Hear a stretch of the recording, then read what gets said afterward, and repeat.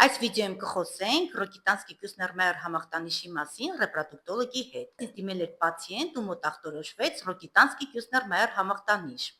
Հետևաբար պացիենտի մոտ կար լիարժեք գործող ձվաներ, սակայն բացակայում էր արգանդը եւ հեշտոցը։ 3 ամիս շարունակ կատարվեց կոլպոէլոնգատրով կոլպոպոեզ, որի հաշվին ստացանք լիարժեք հեշտոց եւ պացիենտը կարողացավ ունենալ ռեալ սեռական կյանք։ Սեռական կյանքով ապրելով որոշակի ժամանակ հետո զույգը պլանավորում էր հղիություն, որի համար դիմեցինք բժիշկ ռեպրոդուկտոլոգին։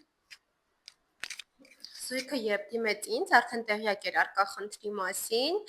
սակայն արտամարմնային բեղմնավորումը նույնիսկ այս պարագայում հնարավորություն է տալիս զույգերին սեփական բիոմատերիալով ունենալ բալիկներ։ Կատարեցինք արտամարմնային բեղմնավորում, քանի որ ինչպես բժշկուհին նշեց, ձվարանները կնոջ մոտ առկա են, ստացանք ձվաբջիջներ, բեղմնավորեցինք ամուսնու սերմով, ստացանք սաղմեր եւ սառեցրեցինք։ Հղիությունը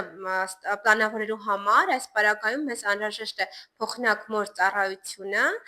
Այժմ մենք պատրաստում ենք փոխնակ մայրիկին սաղմերի տեղադրմանը եւ հղիությանը։ Կցանկանամ նշել, որ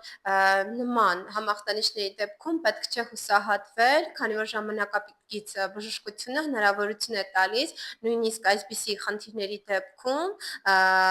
ստանալ լուծումներ եւ ունենալ սեփական բալիկներին։ Եղեք առողջ, իրազեկված, ժամանակին դիմեք բժշկի եւ բժիշկների ու համատեղ աշխատանքի արդյունքում կունենանք առողջ եւ երջանիկ կյանք։